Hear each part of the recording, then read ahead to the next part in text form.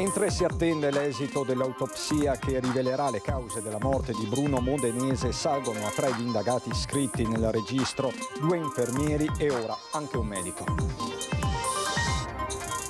Rubano borsa da 4.000 euro a una turista, denunciate 3 borseggiatrici dalla polizia ferroviaria. I carabinieri fermano un uomo che stava derubando un turista.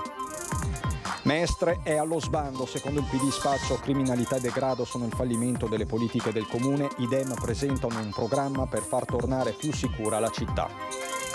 Offrire un'occupazione agli immigrati che vogliono lavorare, ma chi non si comporta bene torna a casa. Il sindaco Brugnaro analizza l'emergenza migranti. Migliaia di presenze al Salone dell'Alto Artigianato Italiano all'Arsenale, in fiera anche il ministro del lavoro Calderone che ha definito il comparto strategico per il Made in Italy. Ieri sera in municipio Adolo la consegna dell'encomio ai 2 diciassettenni che lo scorso 14 settembre hanno salvato la vita a un anziano caduto nel Naviglio Brenta. Grande spettacolo pirotecnico ieri a Mestre, dove è stato allestito il Luna Park per la festa del santo patrono Michele, in migliaia con il naso all'insù. Bentrovati, buonasera telespettatrici, telespettatori di Antenna 3. In primo piano, ancora una volta per questa edizione veneziana dei nostri telegiornali, il caso di Bruno Modenese, mentre si attende l'esito dell'autopsia che rivelerà le cause della morte dell'uomo. Salgono a 3 gli indagati finiti nel registro, 2 infermieri e ora anche un medico.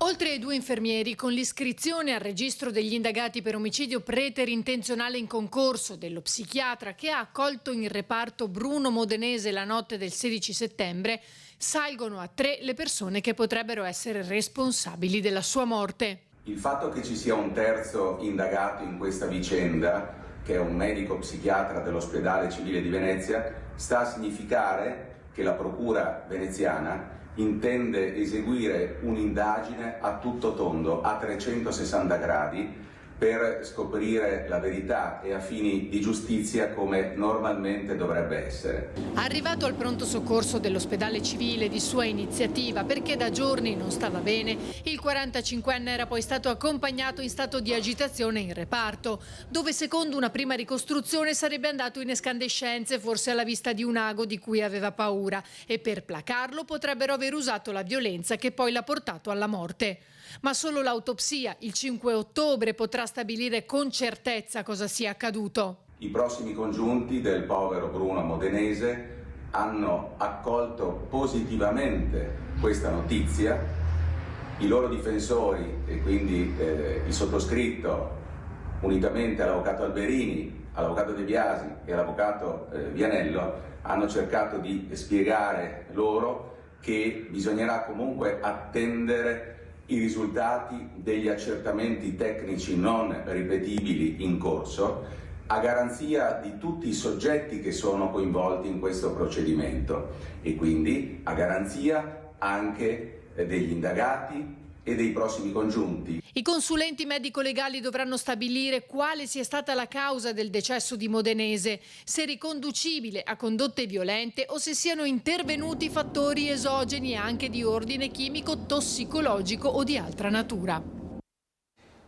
Sempre per la cronaca, altre borseggiatrici sono state fermate a Venezia, vittima stavolta una turista a cui è stata rubata la borsa del valore di circa 4.000 euro, ma la polizia ferroviaria stava tenendo d'occhio le 3 donne che una volta entrate in azione sono state fermate. La borsa è stata così restituita alla proprietaria, mentre le borseggiatrici denunciate per furto pluriaggravato in concorso e per la violazione del foglio di via a cui erano già state sottoposte in passato. Intanto i carabinieri del nucleo operativo giovedì pomeriggio hanno bloccato un cittadino slovacco che stava cercando di derubare una turista straniera in campo San Maurizio. Già arrestato lo scorso 10 giugno, è stato denunciato in stato di libertà per l'ipotesi di reato di furto con destrezza. Salgono così a 13 borseggiatori colti in flagranza di reato da parte dei carabinieri dopo l'intensificazione dei servizi disposti dal prefetto di Bari.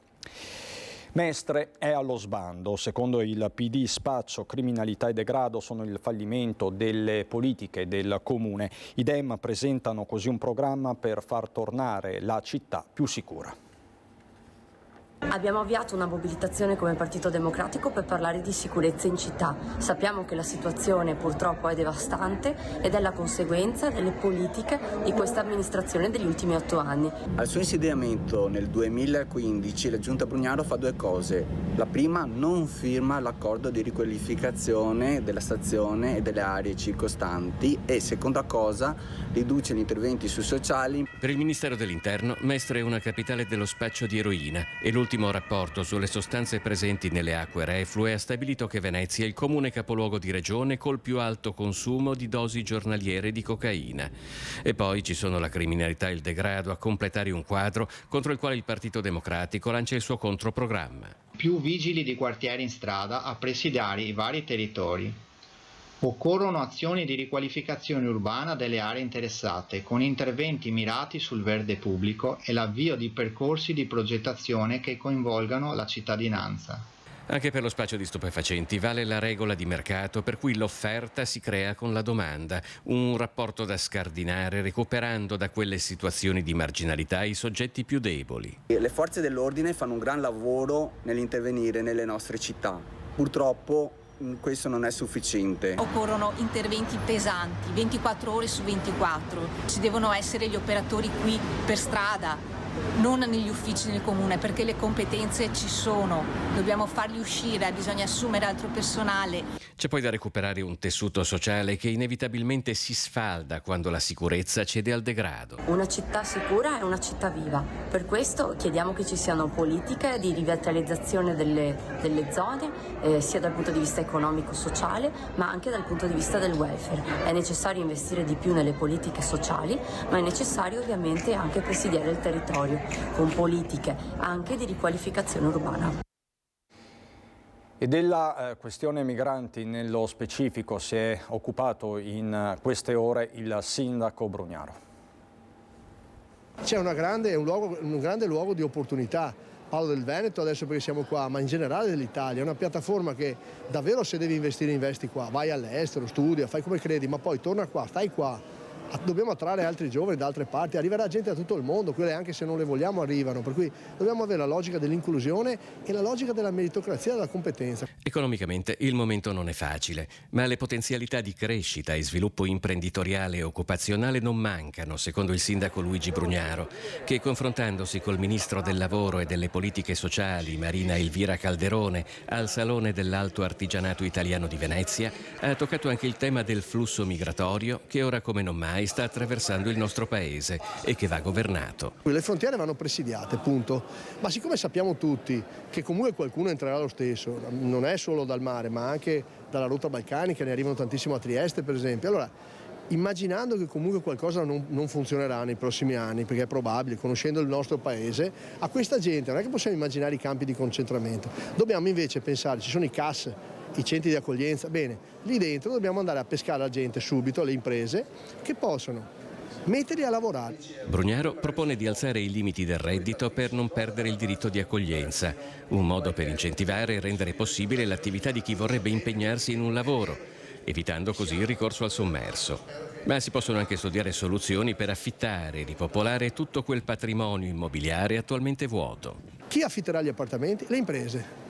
L'impresa collega l'affitto al lavoro, al contratto di lavoro. Finché c'è il contratto di lavoro c'è l'appartamento. Quando non c'è più il contratto di lavoro non c'è più l'appartamento, e dove va sto qua? Torna al CAS.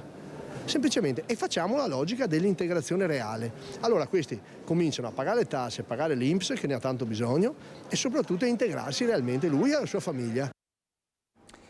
Così è dunque il sindaco Brugnaro al Salone dell'Alto Artigianato Italiano, all'Arsenale, dove è arrivata anche la ministra al lavoro Calderone. Solo nei primi 2 giorni di apertura sono stati oltre 6.000 i visitatori del Salone dell'Alto Artigianato Italiano in corso all'Arsenale di Venezia, dove più di 100 espositori presentano opere di tessuto, legno, marmo, fino ad avventuristici laboratori di produzione digitale. Qui l'artigiano non solo espone, ma anche fa delle dimostrazioni dal vivo. I primi feedback sono positivi, nel senso sia da parte degli espositori sia da parte dei visitatori, e questo ci porterà con la all'amministrazione comunale a valutare la progettazione della costruzione della seconda edizione. Alla sua prima edizione il Salone dell'Alto Artigianato Italiano ha già ottenuto dalla Regione Veneto la certificazione di fiera nazionale, una fiera che si pone l'obiettivo di attirare un pubblico internazionale per promuovere il Made in Italy. C'è un mercato importante, c'è soprattutto la possibilità di creare delle aziende artigiane che poi possano sviluppare e anche dare delle possibilità di lavoro a tanti, non solo a tanti ragazzi che magari possono essere i figli dei nostri artigiani, ma invece dare tanto lavoro a tante altre persone che possono innamorarsi di questo percorso. Il Ministro del Lavoro e delle Politiche Sociali, Marina Elvira Calderone, è tra coloro che sostengono il ruolo cruciale dell'artigianato come fondamentale tassello di sviluppo economico. Produzioni di alta qualità con un carico storico, artistico, culturale e sociale che rappresenta un autentico valore aggiunto. Fin dalla prima edizione abbiamo avuto oltre 200 richieste e abbiamo selezionato 100 espositori. Oggi il rilancio comunicativo e i primi feedback ci porta ad avere già delle nuove richieste. Questo ci aiuterà sempre più a far crescere la manifestazione sia in termini qualitativi che quantitativi. Torniamo a Mestre per parlare del futuro dell'area ex Umberto I.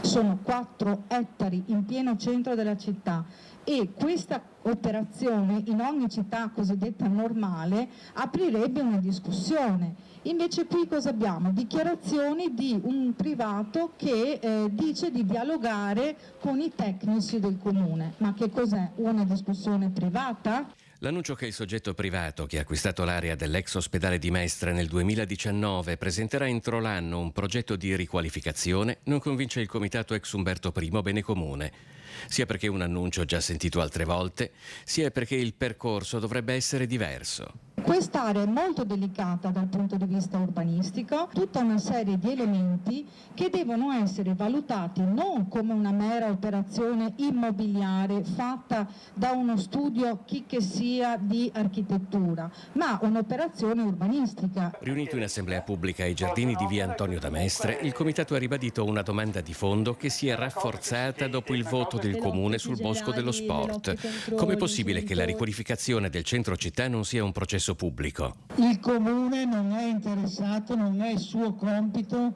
acquistare, e quello che sta facendo, che vuole fare a Tessera, che cos'è invece? Non è il comune che mette 200 milioni sul totale di 300 per fare un intervento tra l'altro inutile, perché sappiamo che Calcio Venezia non lo vuole, sappiamo tutte le cose che abbiamo già detto. Dopo l'annuncio della catena di supermercati che ha acquistato l'area, il comitato ha posto 2 domande.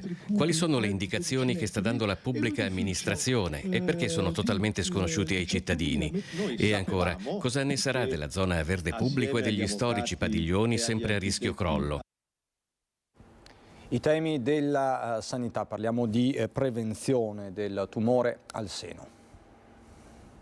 Con il Dipartimento di Prevenzione ci saranno momenti di prenotazione diretta da parte della cittadinanza degli screening che offre la nostra azienda sanitaria, quindi una prevenzione a 360 gradi rivolta non solo alle donne attraverso lo screening mammografico, ma anche attraverso lo screening per l'HPV, il colon retto e tutto quello che offre la nostra azienda sanitaria.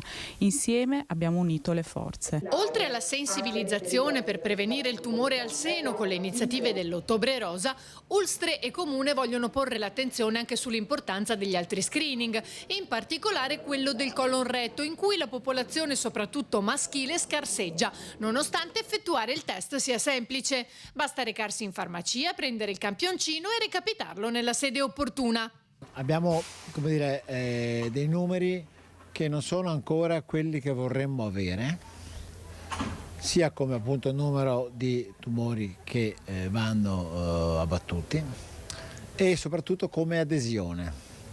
L'adesione è la cosiddetta copertura, cioè quante persone che invitiamo poi vengono effettivamente. Ecco, siamo sul filo della sufficienza, ma sempre sul filo e talvolta andiamo sotto di qualche numero. Ecco, io lancio un appello perché lo screening cos'ha di bello? Che quando fai l'esame puoi fare qualcosa poi. Non è una diagnosi che può essere infausta fino a se stessa. Lo screening si fa in un momento della vita per il quale è possibile intervenire e fermare la malattia e, diciamo, usiamo questo bel termine, ridare la vita. Venite a fare questo test perché è importante. Sono anni di vita che si guadagnano. Per noi c'è la pubblicità. A fra poco.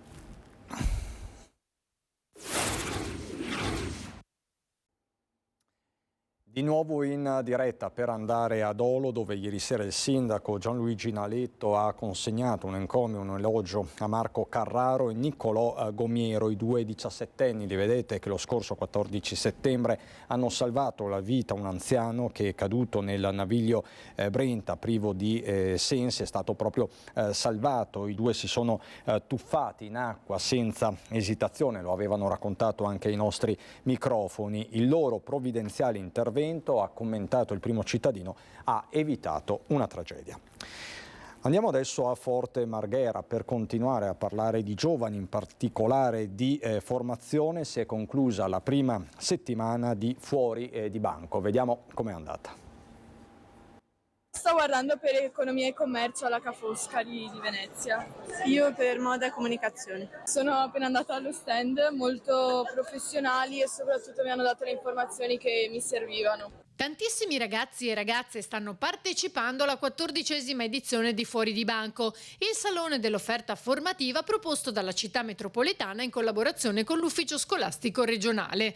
A Forte Marghera, Mestre, dal 28 al 30 settembre e dal 5 al 7 ottobre. 6 giornate di proposte formative per dare un aiuto agli studenti e alle loro famiglie a orientarsi nel loro futuro di studio e di lavoro. Città metropolitana crede tantissimo a questo evento, a questa offerta, perché si cerca di dare un'offerta formativa completa, un quadro completo ai ragazzi in quella che è appunto una scelta fondamentale per loro.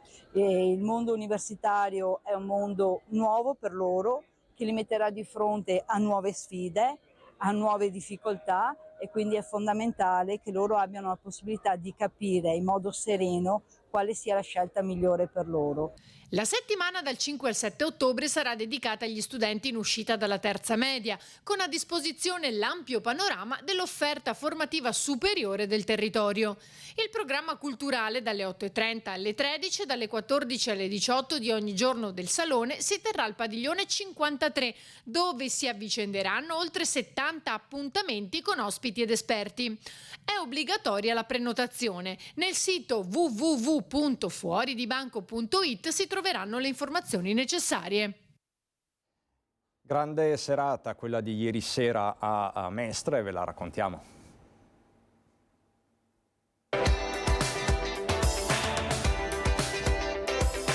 Grande successo di pubblico ieri sera all'ex mercato ortofrutticolo di Via Torino a Mestre per lo spettacolo pirotecnico al parco divertimenti Mestre Land.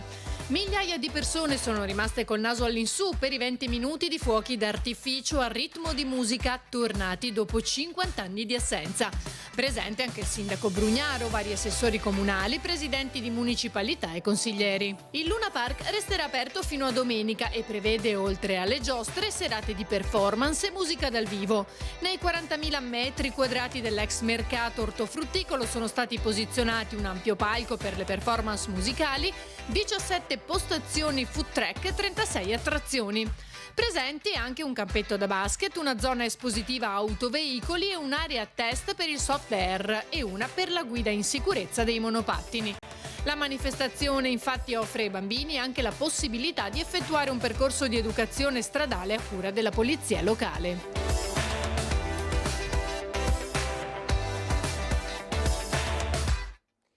Ultima battuta allo sport, grande vittoria della Venezia che dopo essere passato in svantaggio sul campo del Modena si è imposto per 3-1, tutti i gol nel secondo tempo. Il quarto successo in 8 partite lancia il Venezia al secondo posto in classifica dietro al Parma, e proprio il Parma sarà di scena al Penzo sabato prossimo alle 16:15 in quello che si annuncia come il big match della Serie B. È davvero tutto, vi lascio alle previsioni del tempo, buon proseguimento di serata.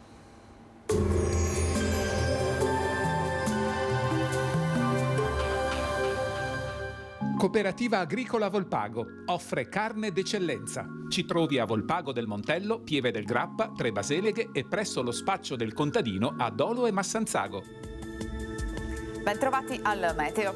Il mese di ottobre si apre senza grandi sconvolgimenti, sempre bel tempo e clima mite. Vediamo insieme il dettaglio di domenica. Sul Veneto la grafica ci mostra un ampio soleggiamento, infatti non sono attese piogge degne di nota. Il cielo sarà sereno o al massimo con qualche nube qua e là, ma del tutto innocua. Temperature gradevoli, minime sugli 11-19 gradi, massime tra 24 e 29 gradi. Ci spostiamo ora sul Friuli Venezia Giulia.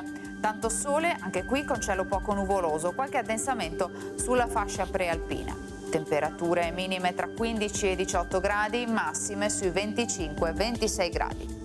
Infine diamo uno sguardo al Trentino Alto Adige, dove di fatto avremo poche novità, prevarrà il sole e il cielo poco nuvoloso. Temperature minime intorno ai 13-16 gradi, massime sui 27-28 all'incirca. Dal meteo per ora è tutto, vi auguro un buon proseguimento in nostra compagnia.